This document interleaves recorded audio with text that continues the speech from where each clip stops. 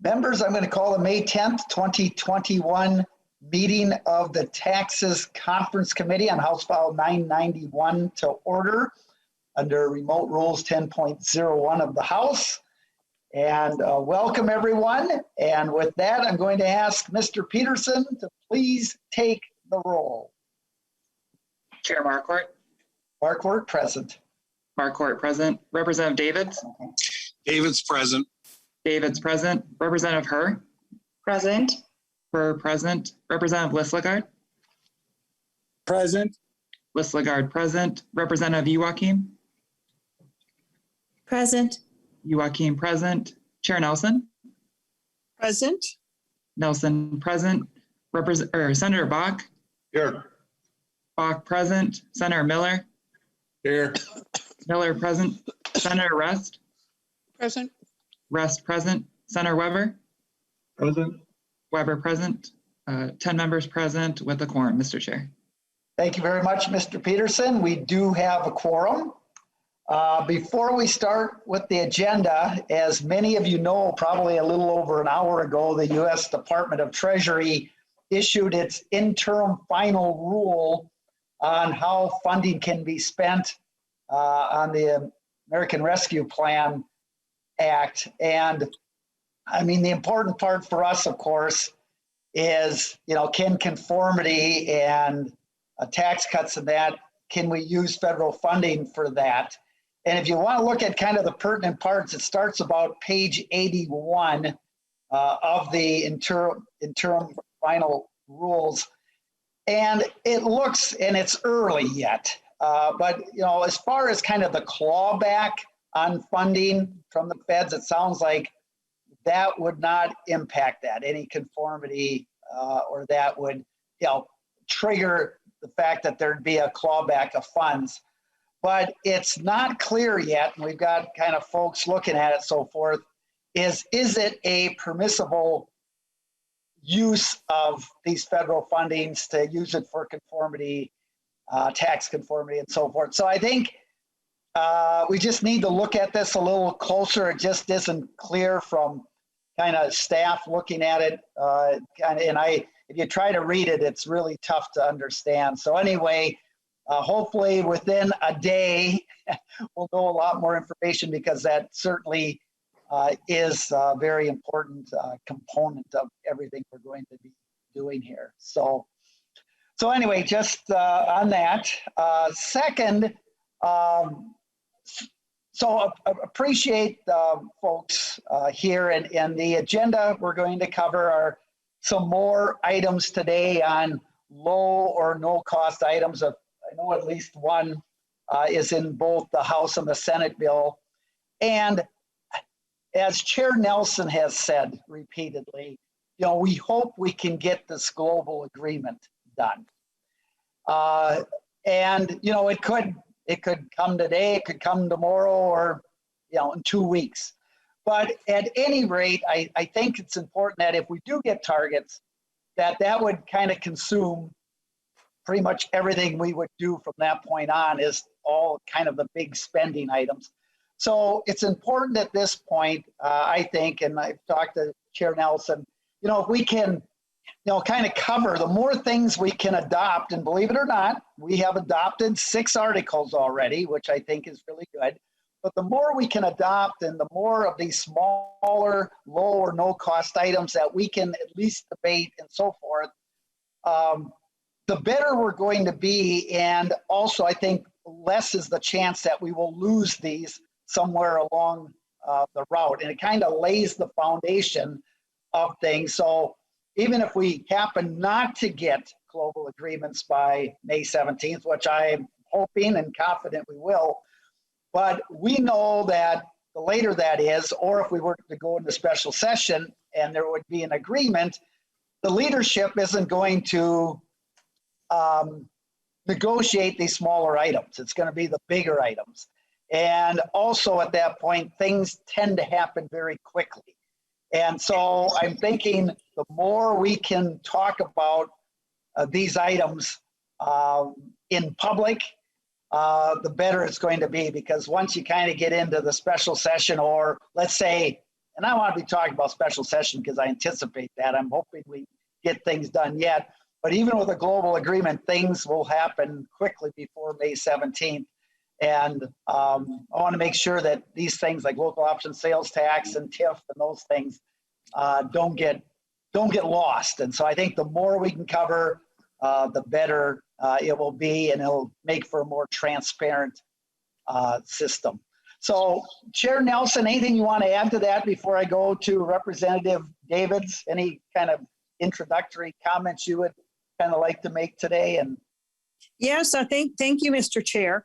And I agree with your introductory comments as well, and I'm glad for the most recent ruling regarding the use of that most recent tranche of federal funding, those ARPA funds.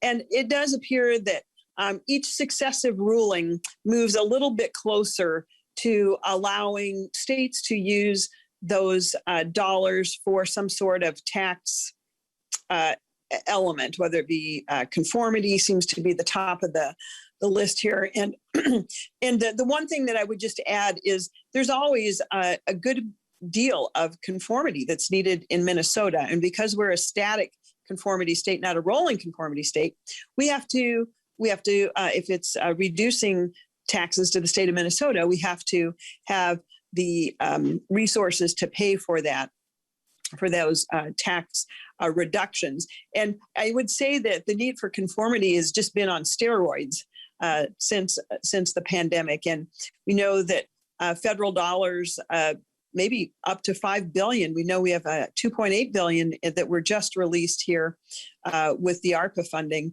and then the previous funding before that, and there well could be more.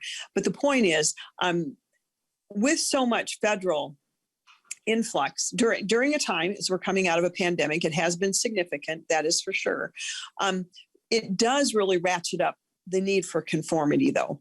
And so while it's always been a great need, it's even a greater need now, and that the federal government is not taxing those lifelines that have been given out through those federal funds.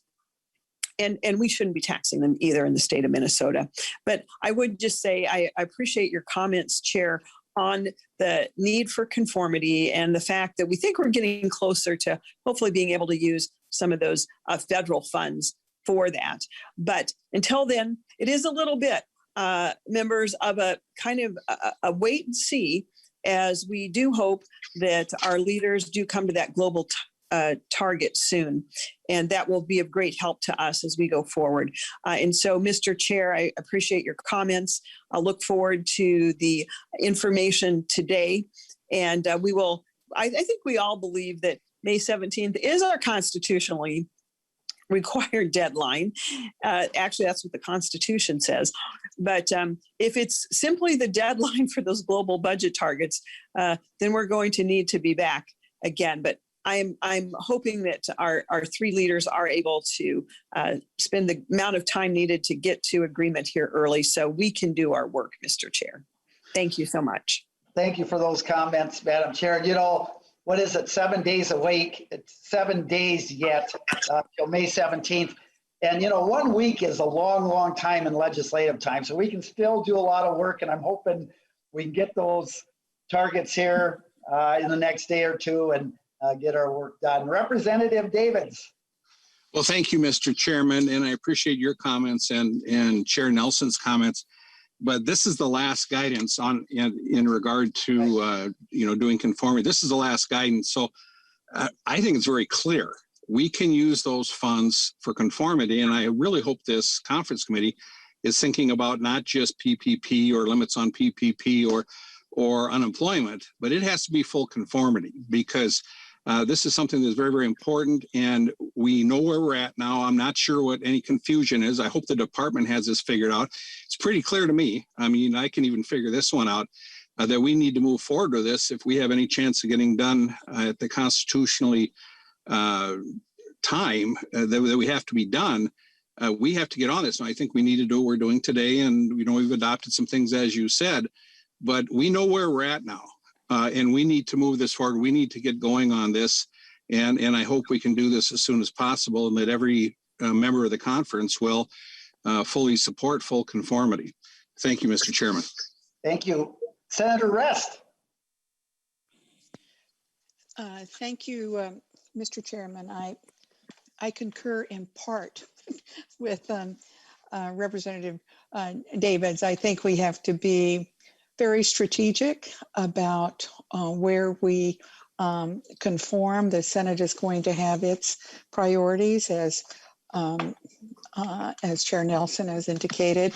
We have never, that I can ever remember, fully conformed on every single thing that the federal government has chosen to pass, precisely for the reason that Minnesota sets its own course with regard to tax policy. But I am interested, with your indulgence, if Commissioner Doty, who's in the committee this afternoon, if he has a couple of remarks about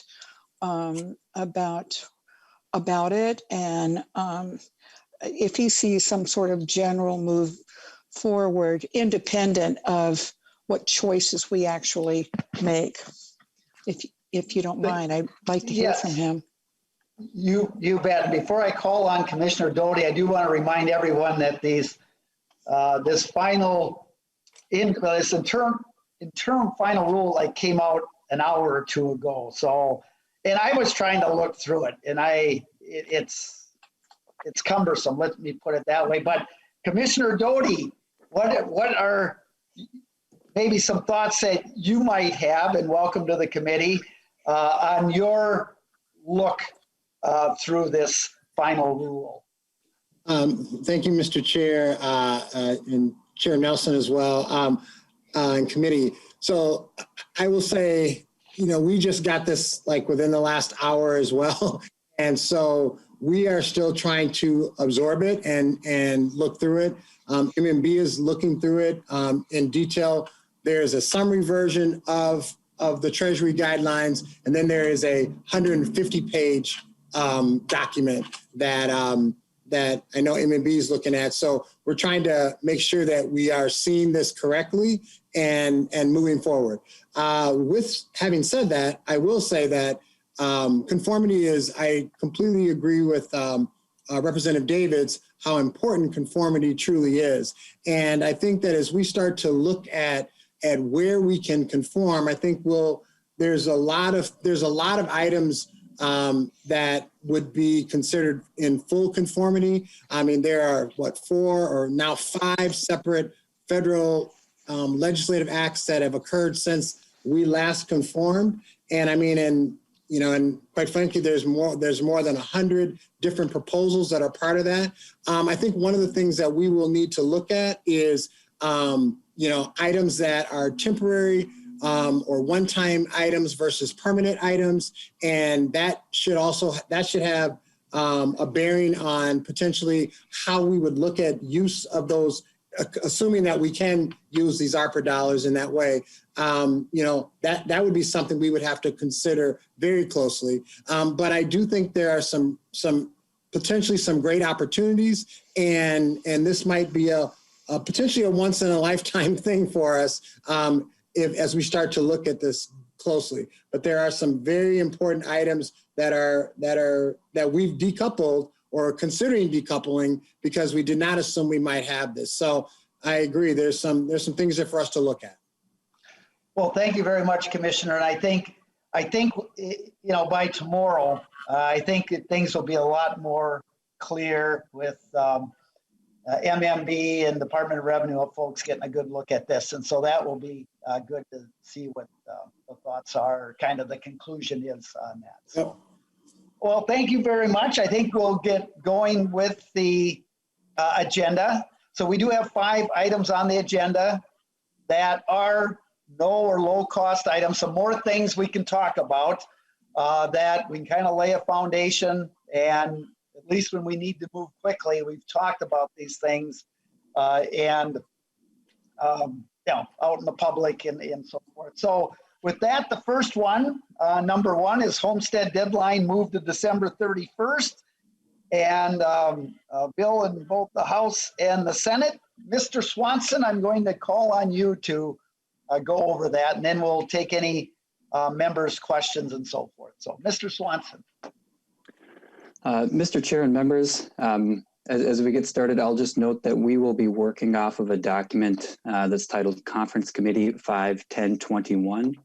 So that's a table similar to what we've used over the past week that gives a little bit of information about each provision and notes its location in the side-by-side as well as both the House and Senate bill where applicable. So starting with the first provision, this moves back the deadlines for the Homestead application and the disabled veterans market value exclusion. This is on page 27 and 28 of the side-by-side and can be found in Article 7, Sections 8, 9, and 17 of the House bill, and Article 4, Sections 3, 4, and 9 of the Senate bill. Working off of the House version, Section 8 changes the homestead occupancy and application deadline.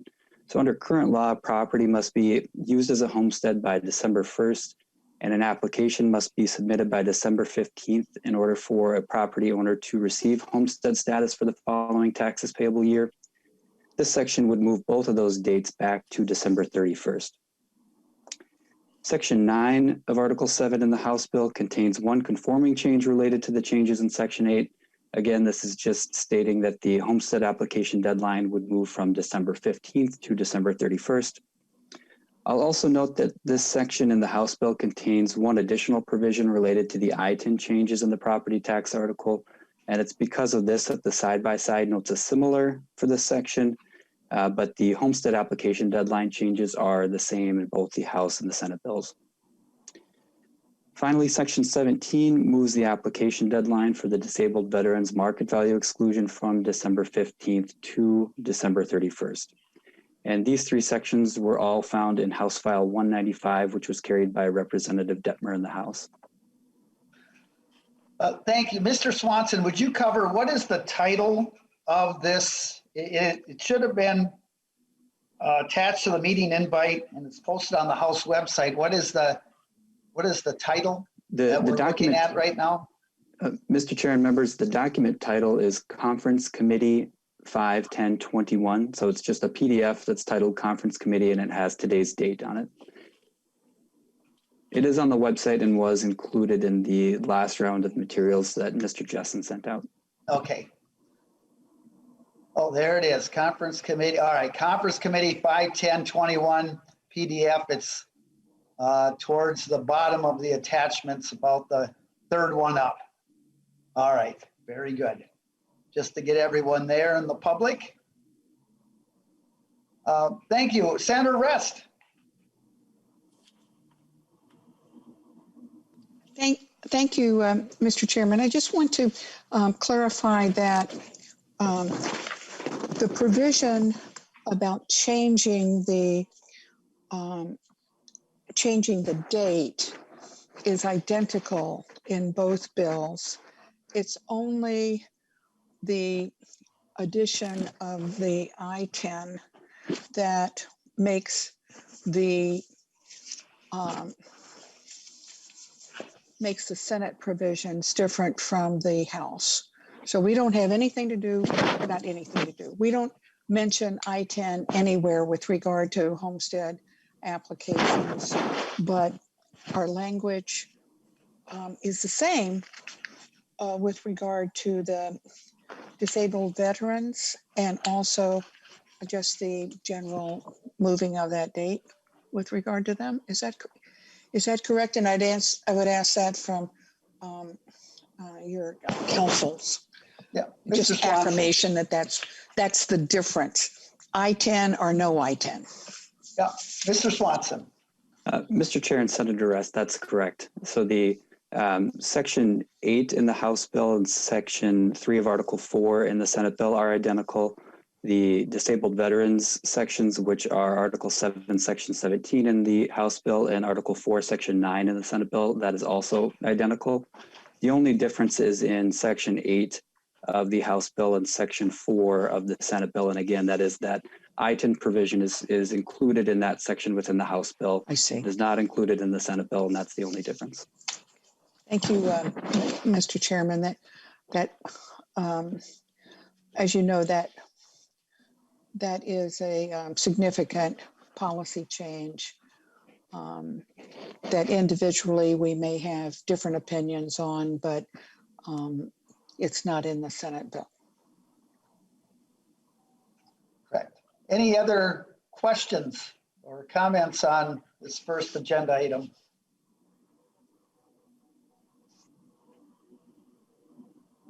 All right, thank you. Let's move to the second one, Tourism Improvement District, and that is Mr. Clayman. Mr. Chair, I'm going to go through the Tourism Improvement District provisions. This would be on page 45 and 46 of the side-by-side, or Article 13, sections 13 through 22 in the House bill.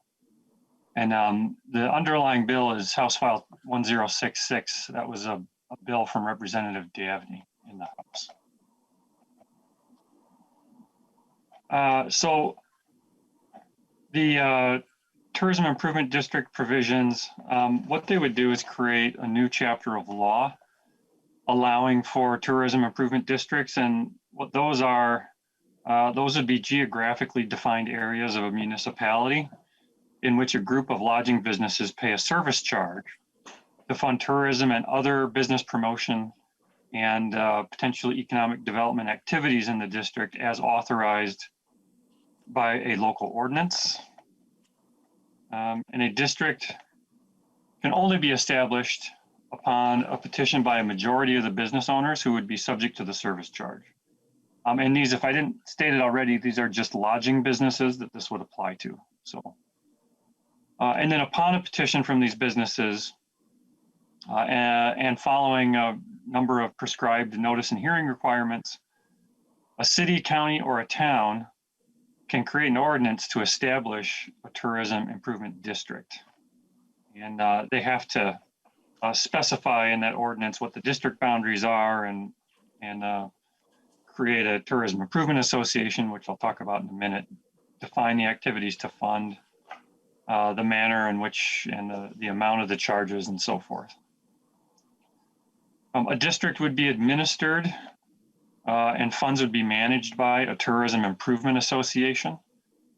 That would be, again, established by the ordinance, and a majority of the board members of a tourism improvement association would have to be businesses who are subject to the service charges in the district. The association would also be responsible for meeting all the objectives of the district as established by the ordinances.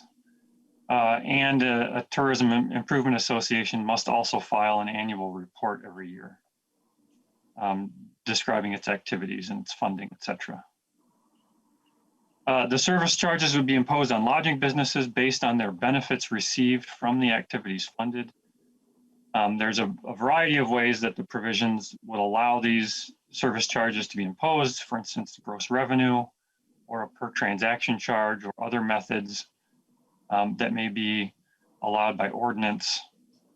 And then every year, a hearing must be held on the continuation of the service charges.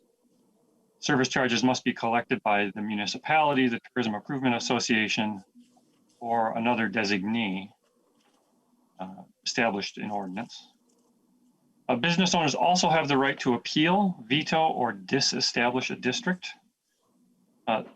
So for appeals, those would have to be made to the district 45 days of the ordinance.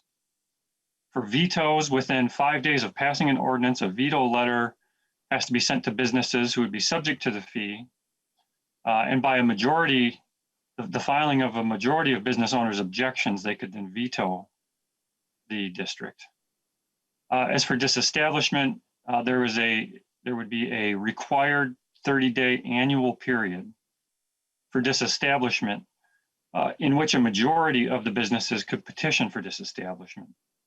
The municipality then, if they receive that petition from a majority of the affected businesses, could then disestablish that district by ordinance. And then finally, Mr. Chair, these districts could be established by counties, cities, and towns. So where there might be overlap, the bill actually prohibits county and then the city-town tourism improvement districts from overlapping.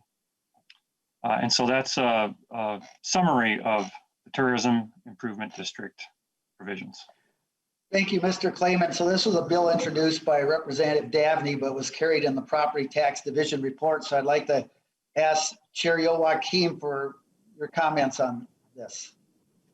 Thank you, Mr. Chair, and thank you, Mr. Clayman, for going over the bill at the high level with the language. Really appreciate it.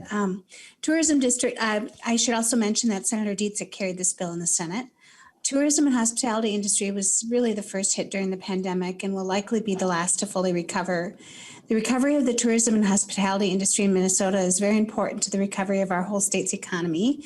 And this proposal will provide the industry with kind of a tool, a source of funds for needed recovery without any fiscal impact on the state. In the February forecast, just to show you some numbers, MMB reported Minnesota's leisure and hospitality sector lost 123,400 jobs, 44% of the sector's employment between February and December of 2020. We're talking about lack of meetings and conventions and festivals, tournaments, sporting events, et cetera, and other key events that are drivers for the tourism economy and hotel stays.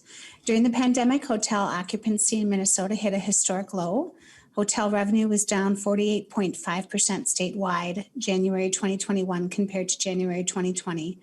And the metropolitan area hotel revenue was down as much as 82.7% in Minneapolis and 66.3% in Bloomington. Tourism improvement districts are modeled after existing law, authorizing the establishment of special service districts. The difference is a tourism improvement district is not based on a property tax assessment, but is a service charge on the lodging night. Right, like I said, it was put forward by Representative Davney in the House, Senator Dietzig in the Senate. A tourism improvement district would be established through a partnership among the private businesses, local government, either city or county, and tourism promotion and organizations. It is a public-private partnership to provide supplemental funding for specific tourism activities. And as Mr. Clayman said, it's through a local ordinance process the district's established, and that they set the service charge on the lodging night within the designated geographic boundaries. The funds generated may only be used for new tourism-specific activities that must benefit these lodging businesses. The legislation grants this statewide authority, but it does no city or county will be required to establish a tourism improvement district.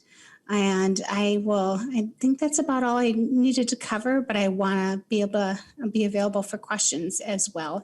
It has a lot of supporters from the Minnesota Association of Convention and Visitors Bureaus, Minnesota Arrowhead Tourism Association, City of Duluth, Greater Minneapolis Hotel Association, and there's a longer list here. So thank you, Mr. Chair. Thank you very much, Chair Joachim. Senator Rest. Thank you, Mr. Chairman. I just want to speak up, even though it's not in the Senate bill, speak up in favor of this. I think we need to remember that tourism is 10, 11, 12% of all private sector jobs, which means it's very important in Minnesota. And I think if we had this, that it would be, it would really help the tourism industry market Minnesota. And we have such great assets here going forward out of the pandemic. So I hope we give serious consideration to it, even though it's not in the Senate bill. And I appreciate Representative Joachim's comments, and just keeping in mind that it doesn't supplant anything; it just supplements it. And so I hope that you'll be very enthusiastic in speaking with our conferees about this. And I think there's 18, 20 other states that have something similar going, and we shouldn't get behind. Would be my 2 cents there, and I hope we seriously consider it. Thank you, Mr. Chairman. Thank you, Chair Nelson.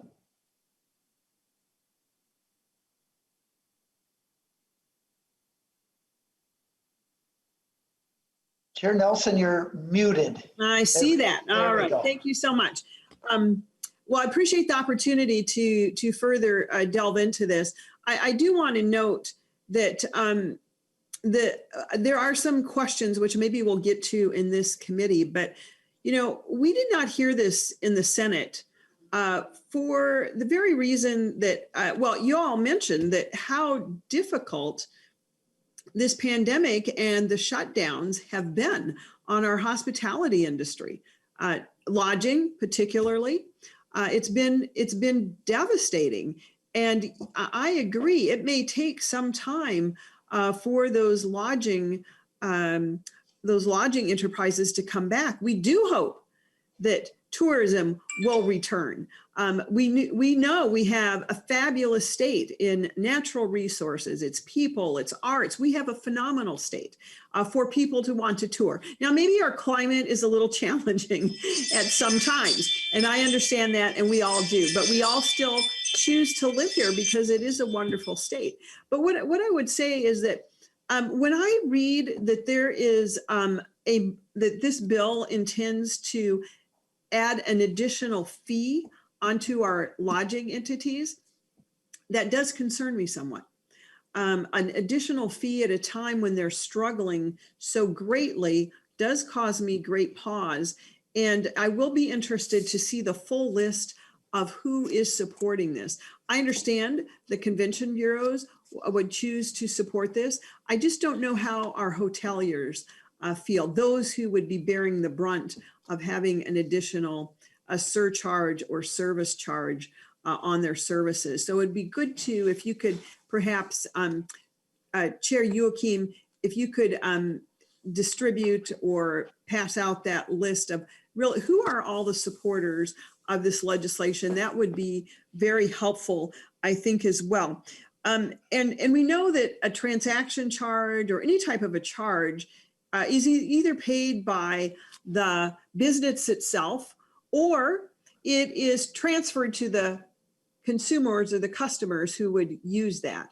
And so, would this make, and I understand it's voluntary, and so that's a plus. But I also would want to know, how would this impact the recovery? I'm not sure that it would impact the recovery in a significant way. I will certainly delve into it more as I get the information from Chair Joachim, but the Senate did not look at this for the very reason of the devastating impacts of the COVID-related shutdowns and what that has done to the hospitality industry, particularly the lodging industry. So I'll look for that. And then also, one of my other questions has to do with, we do have a lodging tax. And my question is, what is the interplay between this special district lodging assessment and the lodging tax? And would it be a requirement to have a lodging tax to then go one step further and have the special district service charge as well? I don't know. I think those are some good questions that you may already have some answers to. And so I do think there are some questions here that still remain, but it is good to know that we all agree how devastating the shutdowns and maybe other things as well, but the shutdowns particularly have been statewide on our lodging industry. It has been, and also we don't know how there are things that have transpired during this COVID pandemic where people are working remotely. More people are working remotely. Will they come back to those offices? Will they come back to those or will they come back to those conventions? So I think it is an area that we really do need to look at and make sure that we do no harm. First rule, do no harm. And then secondly, can this be a benefit? And those are things that I think I'm not totally convinced yet that it would be a benefit. And perhaps some of the information that you share could help further as we look at that. But also the other big question is the uses. What would, under this particular piece of legislation, what would the authorized uses be? And how are those different than the authorized uses with the lodging tax? So those are things that I'd still like to see fleshed out. Thank you. Yeah, thank you very much. Before I go to Chair Joachim, I'm wondering if Mr. Clayman or Ms. Hagler could answer that question onto kind of how do the lodging taxes and the tourism districts and the uses for the funds, how are they separate? How do they overlap? If someone could answer that. Mr. Clayman? Sure, Mr. Chair, I can take a stab at that. And Ms. Hagler might have further comments to make. There are some differences and similarities between the proposed tourism improvement district and the local lodging sales taxes. The local lodging sales taxes, they're imposed at a rate of 3%, and that would be on a citywide basis. And so you've got a different geographical area with the TIDs, because the TIDs could be a smaller geographical area than the city or the county or town, presumably. The local lodging sales taxes, they fund citywide tourism bureaus, and they could be used to market or promote the municipality as a tourism or convention center destination. So I think there's some overlap there. This would also, the local lodging sales tax also applies to lodging businesses, but specifically imposed on the transaction. So on the furnishing of lodging services. So as opposed to the more flexible approach under the TID, where you could there's a lot more flexibility in terms of how that fee is imposed. The local lodging sales taxes, they can be established by ordinance, whereas which is of course the same in the TIDs, and Ms. Hagler may know for sure, but I don't think that the local lodging taxes require a petition. So TIDs would require a petition. Also, the local lodging taxes can be collected by the Commissioner of Revenue along with the sales tax, which is not the case for the TIDs. And then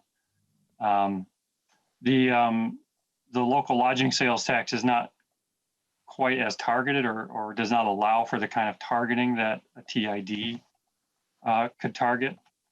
I think also potentially the tourism improvement districts could fund a broader range of activities than local lodging taxes.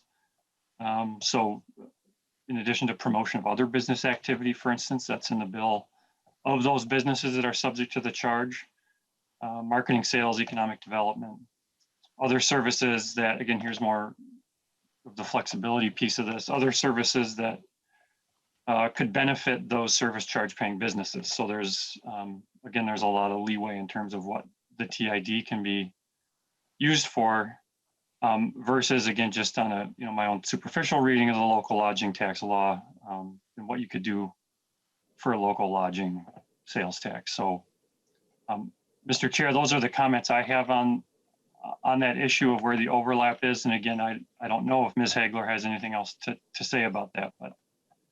Well, thank you very much. I'm going to call on Ms. Hagler. Anything that you want to add to that question on lodging tax versus the tourism districts? Mr. Chair and members, that Mr. Clayman did a really good job explaining the local lodging tax and how these can originate locally without the legislature approving them unless they need some sort of special exception. And the majority of the funds, 95% of the funds, have to go to the promotion of tourism within the city. And so as far as I can tell, there really isn't an interplay here. There isn't you can have one and not the other, or they're not mutually exclusive. So there can be both, and it really shouldn't affect how the local lodging tax is administered or anything like that. All right, thank you very much. Chair Joachim. Thank you, Mr. Chair. Just as Senator Rest pointed out, this is to supplement, not supplant. So Ms. Hagler and Mr. Clayman explained that really well. And that a reminder too, this is just another tool in the toolbox. This has to come from the hotels. they have to petition to have this tool put in place, and they have to have an agreement among each other, and they're the ones that structure it. So this would have to come from the hotels to ask for this. I just think we owe it to this industry to give them all the tools in the toolbox that they need to help come back from COVID. And this is one that does not cost the state anything, and is also has to be organic. It has to come from the hotel industry themselves. So just wanted to put that out there. Very good, thank you. Anyone else on the tourism improvement districts? All right, good discussion. Thank you, Mr. Clayman, Ms. Hagler, for explaining those things also. Very good. We're going to move to number 3, the state taconite aid and iron ore bearing material. And this is something that was in the governor's tax bill. Mr. Swanson. Mr. Chair and members, the provisions related to the iron ore bearing material can be found on page 26 of the side-by-side. And these 3 sections are in the special taxes article of the House tax bill. And that's Article 6, sections 4, 5, and 6. And these 3 sections modify the definition of other iron bearing material so that lump ore is now included in this definition, and as a result would be subject to the production tax. Under current law, mining that does not result in a product that produces taconite pellets is not subject to the production tax. But it's my understanding, Mr. Chair, that there is now a new scram mining operation that produces lump ore instead of these pellets. This change would just subject the products of that process to the production tax. Thank you very much. I'm going to call on Representative Leslie Gard. Thank you, Mr. Chair. And, you know, Mr. Swanson did a nice job, and I'm sure Senator Bach can follow up too. But this is a new product that typically is being shipped in throughout the from out of seas to the Great Lakes to supply to blast furnaces and other facilities. So this is a good thing for Northeast Minnesota, and it is a product that we hope that takes off, and it will bring an added value to Northeast Minnesota and the state. Thank you. Senator Bach. Thank you, Mr. Chairman. This project is on the west side of the Iron Range. It's a new mining project, a new technology. I believe the offtake agreement is with a company in Canada. That's where the lump ore will actually be shipped. So it's not going to displace any production that the range currently has, where we send pellets largely to the lower Great Lakes. I believe they're pretty close to having all of their environmental permits. They probably will get started by the end of the year. I don't believe it's going to generate the kind of tonnage that is in the revenue estimate from the department. But I should say, Mr. Chairman, you need to remember, mining companies don't pay corporate income taxes. They pay a production tax and an occupation tax. Back in, and I don't want to go back too far, but I guess back in 2001, I believe, when we actually starting back in the 90s, when we started to do rate compression on corporate business property taxes. At one time, the class rate on CI was, Senator Brest can correct me if I'm wrong, I think about 5.6. We started compressing that down. And the last time we made a major move on it was in 2001, when we actually took the CI class rate down to 2%. In the process of all that rate compression and all that business tax relief, the mines did not get anything because they didn't pay property taxes. So in the 2001, the big tax bill that had significant changes in our tax system, including property taxes, taking the excess operating levy off of business property, there was a decision made to help the mining companies. So I thought it was 21 cents, but it looks like in the fiscal note, it's a revenue estimate, it's 22 cents. The state actually pays general fund money to the IRRB, who then passes actually a little larger amount than what we receive from the state, through to the companies every year to reinvest in equipment and do maintenance on the mining properties. So in a sense, they didn't get cash tax relief like other businesses did. They got tax relief in the form of a tax rebate that they then had to invest in property and maintenance on the mines. So we actually pay out, depending on tonnage, for anywhere around 8 to 12 or 13 million dollars a year out to the mining companies through the IRRB. Some of that is state general fund money that comes to us. And so this does show a cost, and that's why, because for the tonnage they send off, they're going to get that same kind of a credit that the other mining companies get per ton. I just would suggest, Mr. Chairman, if you find yourself in a position where we just don't have the money for the credit, this can be, I think, constructed so that it doesn't have a general fund cost. This is a brand new facility. They don't have the kind of needs with, you know, outdated equipment and equipment that needs maintenance because it's an all new project. We probably could delay for a couple years their access to, it's called the Taconite Economic Development Fund. It's the rebate money. We probably could delay that a couple years. They wouldn't like that because they'd certainly like to get it like everybody else, but they would have a little harder argument, I think, that they need money for maintenance than the older mining companies are. So, Mr. Chairman, if you feel you can't fit it in because of the cost, let me suggest let's find a way to maybe delay their rebate for a couple years. But getting them on the tax rolls is pretty important. So we do need this change to make sure that the ore that they send out of Minnesota actually is taxed by Minnesota. So that's my story. Thank you, Senator Bach. Appreciate that. Any thoughts or comments on this further? Usually, I remember when Ann Linchesky was chair of the tax committee, anything to do with taconite or that, she would just give to the range legislators and say, work it out, bring it back to the tax committee, and we'll give it the stamp of approval. That's usually what happens. And it sounds like we're hearing a support there and agreement among our range delegation that we have here on the conference committee. So that's good. I'm not aware of any opposition, Mr. Chairman. You might want to check with Representative Lizagard and have him drop it around the House range members, but I'm not aware of any in the Senate. Very good. Thank you much. We're going to move to number 4 on the agenda, the free file report, and I'm going to call on Mr. Williams.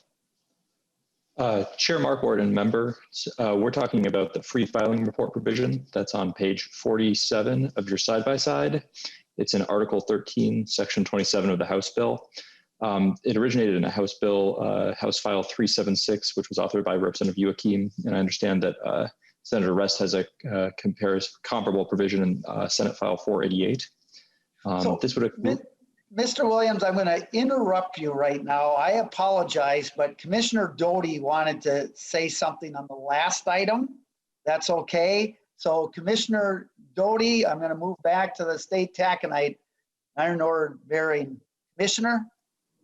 Thank you, Mr. Chair. And it's not that big a deal. I just wanted to, 2 things I think are important to note, and I think Senator Bach actually covered them, but one was that we have specifically reached out to this company to kind of, share with them, what was being proposed and to kind of, make sure they understood, and there was no opposition from them. So Senator Bach is absolutely right. And I will say also that that I think that what was supposed to happen was this process and getting the company and everything up and running was supposed to happen a little sooner. And the revenue estimate actually assumed that it would be sooner. There have been delays in this process. So that's why the revenue estimate is probably, as Senator Bach said, a little off. So in that regard. So thank you. Thank you very much, Commissioner. Mr. Williams. So the free file report, it would be due by February 15 of next year. And it's essentially the Commissioner of Revenue would have to survey tax preparation software vendors to gain information about free electronic preparation and filing options for taxpayers. They would the report would have to include a review of options that other states use for state electronic filing, an assessment of taxpayer needs for electronic filing, an analysis of alternative options to provide free filing, such as tax credits, vendor incentives, or other benefits, and an analysis of the existing IRS free file program usage. And this provision has a $175,000 appropriation in the House bill. And I'll pause after each one if it's okay with you, Chair Marquardt. That sounds good.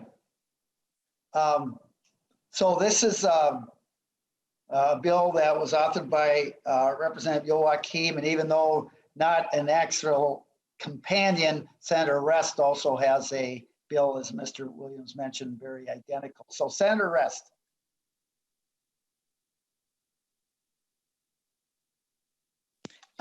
Thank you, Mr. Chairman.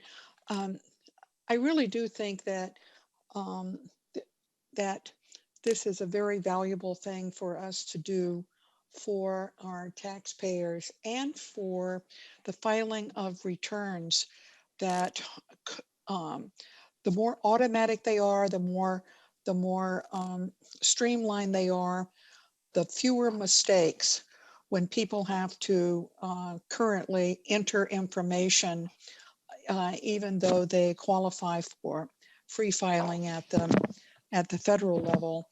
And I think, in my own opinion, that the department needs to sharpen its pencil, Commissioner Doty. I don't think it should cost $175,000 to get this report done. And this is something I've worked on for 6 or 7 years now, and I appreciate Representative Joachim taking it on, and maybe we can get something done in this area at a much lower cost, but at with the same benefit.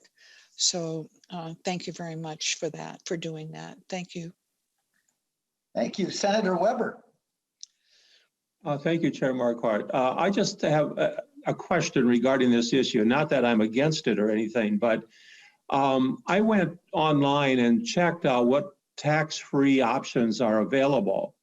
And there are a variety of companies that do provide a cost-free ability to file electronically your state of Minnesota tax return. Now, there's usually some income requirements. You know, you can't be above a certain level. I think the top one I saw was $70-some thousand, which in my opinion, if you're making $70-some thousand, you can afford to pay a little something for your tax return being done.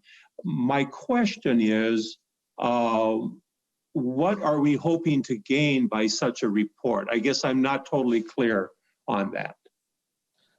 So I'm going to turn that to Chair Joachim.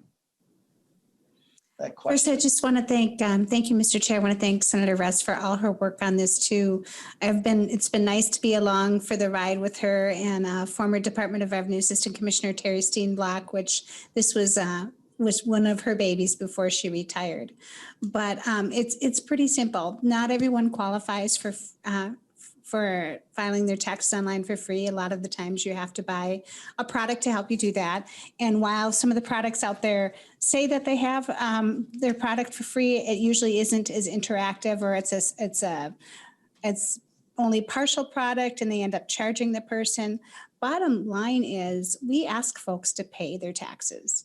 And I want to make this process a little simpler for them. Get the monetary resources needed out of the way for those filing their taxes to be able to use something that's intuitive software program in a public-private partnership. We would not want the Department of Revenue creating and becoming a vendor. This is a way to look and see what those private-public partnerships could look like.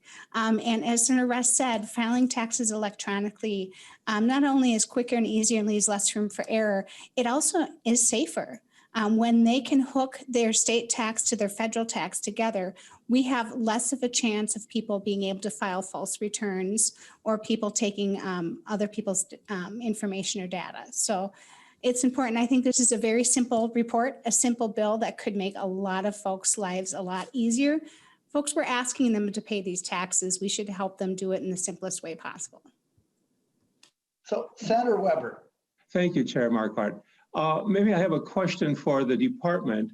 Those companies that offer that service now, filing for free with the state of Minnesota, and I know of two parties that each used a different company, and they had absolutely no charge.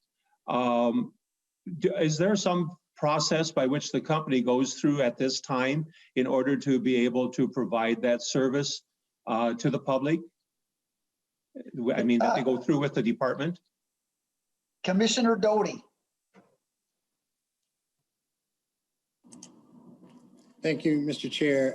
Senator Weber, there's no specific process in that regard. I think to Representative Joachim's point, to some degree, it's, and I hate to put it like this, to some degree, it's almost buyer beware to some degree, that there are, and I will leave them all nameless, but there are some private companies that advertise, that definitely advertise free options. But as Representative Joachim said, you have to buy something to get something, and so in effect, it's really not very free, if you will. One of the things that we have on our website is some true free options that are there. But I cannot, Senator Weber, I cannot tell you how many times I've heard of complaints from customers who have started a process and realized that they have to pay something. So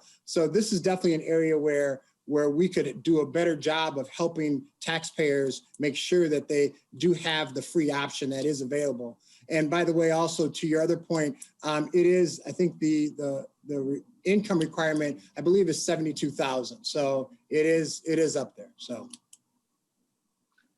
Senator Weber. Well, very good. Thank you, Mr. Chairman. I was just curious because, like I said, I recently visited with two people who have dealt with different companies and were able to use each of those companies, both filing their federal and their state. And actually, they went to IRS to find out any type of free systems, and those were there. And so I was just curious as to why we thought we needed the report in light of the fact that there are services available. That was my main thrust of the question. Thank you.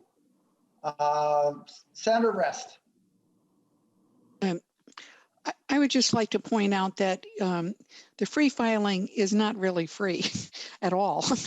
The states pay for it for the very reasons that at the federal level that Representative Joachim put forward. Much less chance of error. The information is entered correctly through these systems. The tax owed is more accurate, and the refunds can be delivered much more quickly through electronic means. So the federal government doesn't allow free filing out of the goodness of their hearts.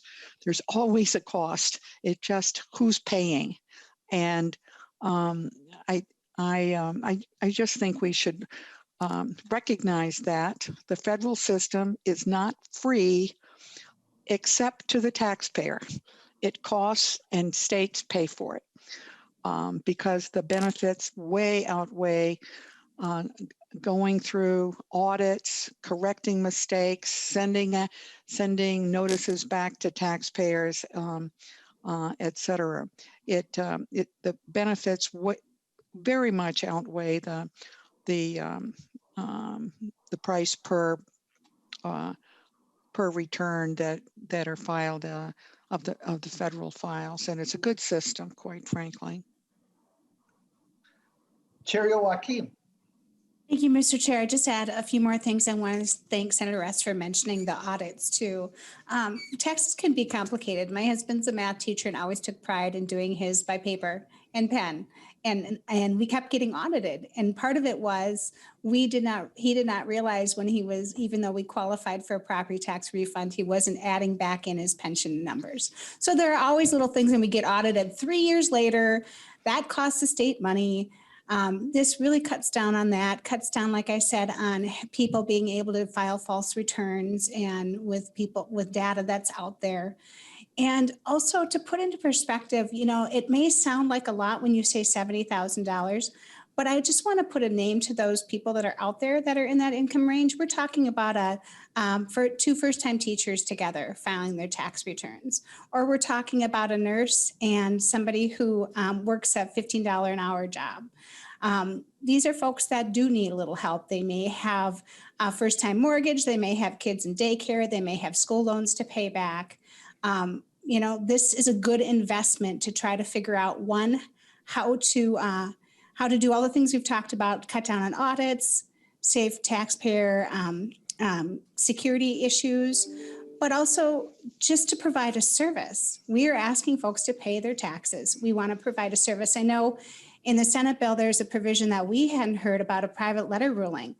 Those are for folks that make a lot more money, and we're paying a lot more money to do that for the Department of Revenue. So, or talk about doing that for the Department of Revenue. So I just wanted to put that in perspective a bit about the folks that are out there that would utilize this service, that could use that help, and how I think it would really cut down on costs at the Department of Revenue as well. Any other thoughts? Good discussion. All right, if not, we're going to move to the fifth and final thing on the agenda today, the tax expenditure review article. And there's primarily two main parts that I'll have Mr. Williams talk about. And one was a bill that Representative Abage authored that would put purpose statements on bills. And then, so I'll have you talk about that first, and then we'll move to the second part. So Mr. Williams. Chair Marquart and members, so this provision that Representative Marquart mentioned related to purpose statements is on page 41 of the side-by-side. It's in House Article 12, sections 9 through 15. So Minnesota statute section 3.12 requires bills that are proposing new tax expenditures or proposing to continue existing tax expenditures to include a statement of purpose and goals against which the effectiveness of the tax expenditure must be measured. So sections 9 through 15 of the House bill include purpose statements for the current House Omnibus tax bill. And Representative Abage introduced a bill that additionally included purpose statements for previous Omnibus tax bills that were enacted, but did not include purpose statements. If you look through the text of the legislation, these sections start on page 212 of the House bill, and you'll see sort of the source or the House bills from which these purpose statements were drawn, and they sort of connect back to provisions in the enacted omnibus tax bills, but the actual enacting legislation for the omnibus tax bill did not include these purpose statements. So the House bill includes purpose statements for the 2019 tax bill, the 2017 tax bill, the 2017 tax conformity bill, the 2016 omnibus supplemental spending bill, which included some tax provisions, the 2014 omnibus tax bill, and all of those bills were enacted into law after the establishment of this requirement related to purpose statements, but without any purpose statements included. Thank you, Mr. Williams. So it's another effort to create more transparency and accountability to taxpayers is the primary purpose of that. Any thoughts on that part before we move to the commission? All right, Mr. Williams, talk about the Tax Expenditure Review Commission. Chair Marquart and members, the Tax Expenditure Review Commission appears on page 39 of the side-by-side, and it's House Article 12, sections 1 to 8, and then section 16. I sort of would say that there's three main components to this proposal, so I'll sort of talk about them in turn. The first one is a modification to that requirement in section 3.192 of Minnesota statutes, which requires, the bill would require new bills that establish a tax expenditure or to continue to sunset after 8 years. And this would apply to new tax expenditures and then also continuation of existing tax expenditures. The second part is some changes to Department of Revenue reports. So there's a little bit of changing of the schedules of the Department of Revenue reports so that the tax incidence study would be moved to appear in March of each even-numbered year. And then the tax expenditure study would be moved to appear in November of each even-numbered year. There's also some new requirements added to the existing tax expenditure report. So the tax expenditure report would have to additionally include the purpose statements for tax expenditures to the extent that they've been identified. It would also have to identify the incidence of tax expenditures. And that sort of incidence analysis is limited to what the bill calls significant tax expenditures, which are tax expenditures that cross a particular revenue effect threshold and excluding certain business tax expenditures for which there may not be data available. The third thing is that the tax expenditure report would have to include the revenue neutral amount by which the tax to which the tax expenditure is related, the revenue neutral amount by which that tax could be reduced if the tax expenditure were repealed. The last and sort of most, I guess, the largest section of this article is the establishment of a tax expenditure review commission. So I'm not going to go section by section or subdivision by subdivision through this, but it's essentially a 9-member commission made up of legislators and the Commissioner of Revenue. It would be in part under the authority of the legislative coordinating commissions. The commission is tasked with evaluating tax expenditures on a rotating basis. The idea is that every tax expenditure would be reviewed by the commission at least once every 10 years. The commission would be required to hold hearings on each of these tax expenditure or on the tax expenditures being reviewed in the year. And then there would be an annual report sort of reporting the commission's findings. In terms of what the commission's review would include, I sort of direct you to page 204 of the House bill, and it spills onto page 205. And this is it's a subdivision titled Components of Review. So it says sort of at a minimum, the review must include sort of a list of items. And unless there's interest on the part of the conference committee, I'm probably going to hold off on reading through those out loud. So maybe I'll pause there and ask for questions. So, well, thank you very much, Mr. Williams. And so, we know with the latest tax expenditure report that there's over $15 billion of tax expenditures. That's a pretty hefty sum. And so what the Tax Expenditure Review Commission would do is set up a process to bring these tax expenditures into the budget process. So there'd be kind of an ongoing look at these. And this is nothing new. In fact, Senator Bach, it was his bill, I think in 2010, that authorized to look at this, to take a look at tax expenditures and setting up a review commission. I think that report came out in 2011. And I know Senator Bach is also the author on this. And there's a lot that mirrors what was in that report in 2011. But I just think now is the time to really start taking a look at this. I mean, again, transparency and more accountability to taxpayers. These tax expenditures end up getting put into the tax code, and basically you never look at them again for the most part. A lot of times, there's no line in the budget. There's no kind of regular review process for them. A lot of them work on autopilot as they continue to grow. And so anyway, this is, again, Senator Bach had a lot to do with not only authoring the bill this year, but what's in the bill, having his report that he authorized had a lot to do with this. I don't know, Senator Bach, did you want to comment? Well, Mr. Chairman, you're right. These tax expenditures receive no kind of scrutiny like other budget provisions do.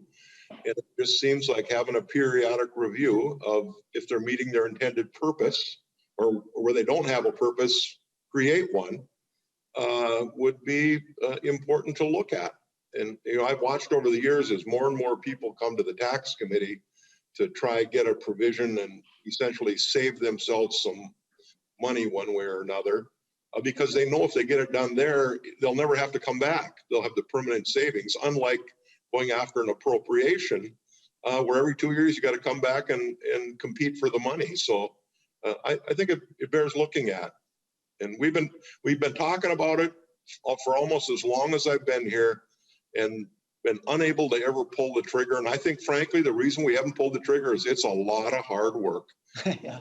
And I don't know if members just haven't had the gumption, I guess, to actually try and take it on. And I don't know if the bill language is perfect, but you know, there was a pretty extensive study done to try to figure out if we were going to do it, what would it look like? And this is the result of it. So if people have ideas how they could improve upon it, I tell you, I'd be all ears, but I just think they need some scrutiny. Thank you, Senator Bach, and I agree with that. I mean, if it needs a little more work, certainly can do that. The cost, the Legislative Budget Office would staff most of it with some advisory role from the Department of Revenue. The cost is about, as it goes in, about $950,000 a year. So I see Commissioner Doty. Thank you, Mr. Chair. I just wanted to offer the fact that the department is very supportive of the goals of this provision. I think Senator Bach put it very nicely in terms of what's needed. And so we're very supportive of that, and absolutely think that this could provide some very useful information for not only policymakers, but also the public as well. But agree that it is a lot of work, but we're committed to being as helpful and participate as much as we can on that. So just want to say that. Thank you. Thank you, Commissioner. Chair Joachim. Thank you, Mr. Chair. I just want to thank you and Senator Bach for bringing this bill forward. I think it is a great idea for transparency. That tax expenditure for it is pretty hefty to look through, and we really do need to start looking at how we're spending our cash on expenditures when, as Senator Bach said, folks, when they come for appropriations, get a lot more scrutiny than those expenditures that just sit on the books. And thanks to Representative Agbaje for bringing forward the purpose statements as well. I think it's a very good idea to be explaining for future legislators what we were thinking of when we put certain things in mind. I've talked to friends that have businesses, and just for an example, rave about the angel investor credit that helped them make decisions and get their business off the ground, but then say, oh, but the research and development credit, we just assume we're going to get it. Doesn't really drive any decisions. So things like that we need to be looking at and how we're spending state resources. So thank you. Thank you. Chair Nelson. Oh, thank you, Mr. Chair. And I love the transparency discussion. I think that's always critically important for any government, particularly in the area of taxation. So I really like that. And I've been quite interested in the tax expenditures myself, especially that could be helpful in the future. Should we, heaven forbid, we don't want to get into a position where we have a budget deficit, but some of us have lived through that time where we had a $6 billion budget deficit. Those are very difficult decisions. We would hope we will be going down that route, but I can understand why this would provide important information. I just have a couple of brief comments to consider as we further consider this piece. To say that these tax expenditures, once they're in the budget, they never get looked at again, well, that would be kind of like something that's in the base budget of our budget. I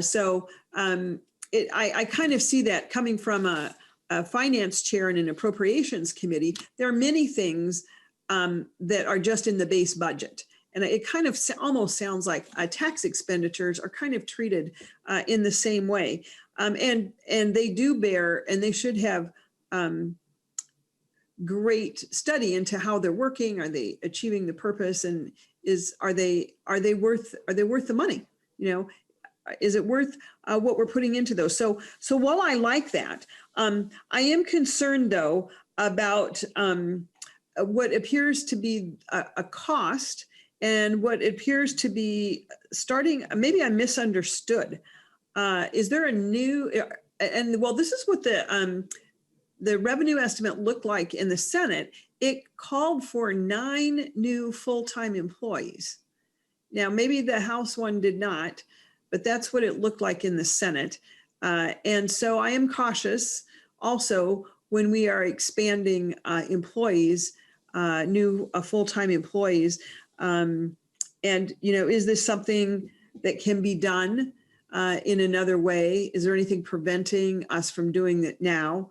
And so those are just further questions as we move forward with this issue. And maybe Commissioner Doty, Mr. Chair, could speak a little bit about, and now I'm speaking from memory, but it seems to me that the revenue estimate included payment for 9 full-time employees.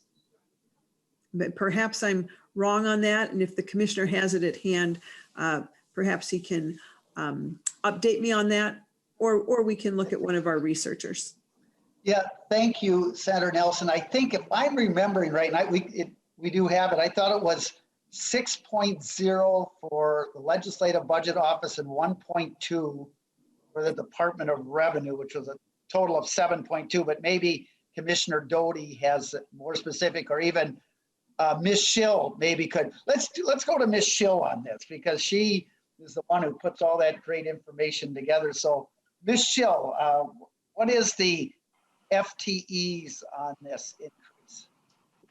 Good afternoon, Mr. Chair and Chair Nelson. The answer to your question is you are correct, Chair Marquart, that the fiscal note that we included in the packet of materials for today's meeting identifies an additional 6 employees for the legislature that would be through the Legislative Budget Office, and then another 1.2 FTEs through the Department of Revenue.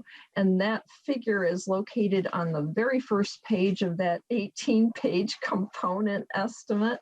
And then the detail follows on pages 3 and 4 and maybe into page 5. Thank you very much, Ms. Schill. And I will say, Senator Nelson, that we're talking probably over 300 tax expenditures and like $15.5 billion. And if that's 7.2 employees, that's only one employee for overseeing over $2 billion of tax expenditure. So it, probably in my mind would be money well spent, but at any rate, it's about $2 billion per employee to oversee and see if we can get a better handle on things. Senator Nelson. Oh, thank you, Mr. Chair. Good comparison. And I'll just ask, no, I won't ask any further questions at that time. That's sufficient for the moment. All right. Sounds good. Anything else, members, on the tax expenditure article? Thank you all for the comments there. So members, we've completed the agenda. We've covered kind of 5 more kind of items that I think kind of lays the foundation. So when we get the targets, the global agreement is reached. We've kind of dealt and talked with a lot of these, and I know our time's going to be diverted to the big money items. So I think the more of these we can talk about, the better it is, and it allows us to kind of get to these. And we know we've talked about them, and we can spend more time on some of the bigger items. So with that, Chair Nelson, I'm going to turn it over to you for some closing comments for the day. Oh, thank you, Mr. Chair and members. Yes, the ability to have this this forum to discuss the Senate bills, the House bill, where they're alike, where they're different, and also delving further into these issues, I think is important. And that is, we will continue that kind of a similar type organization tomorrow. You can look for the agenda later, but we'll be looking at, we'll be meeting at 1 o'clock, provided that we're not on our Senate floor or you're in the House floor. We might have to be flexible again.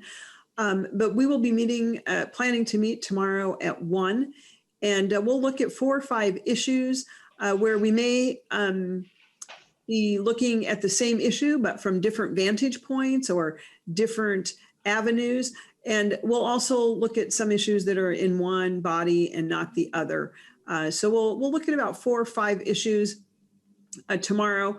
Again, I do appreciate the approach, Mr. Chair. I'm just looking at how can we be ready? I think we're all waiting with bated breath for Speaker Hortman and Majority Leader Gazelka and Governor Walz to get those global budget targets and then get one number to us in the tax committee that we'll be working with. And I also do want to note the importance of as we started this hearing, with the most recent report from the federal government regarding how can we use these massive resources coming to us from the federal government in our state.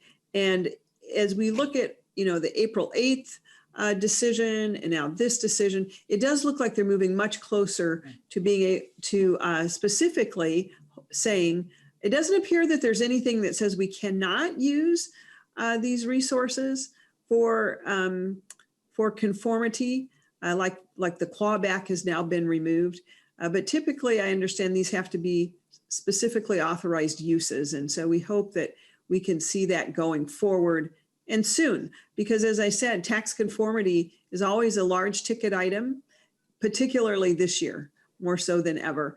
And there's great uniformity in, I believe, most Minnesotans realizing we should not be taxing those lifelines that came to us from the federal government. And it is going to require a conformity decision, an active conformity action from us looking at those things. So we think hopefully in the next few days, we'll get greater clarity from our own leaders in looking at how we can use that most recent tax conformity update from the federal government. So I would just say to everyone, stay tuned. We have more discussions at hand here in the tax conference committee. And we also are waiting for those further decisions from our 3 leaders as far as the final budget target. So with that, Mr. Chair, people can look for the agenda for the 1 o'clock hearing tomorrow.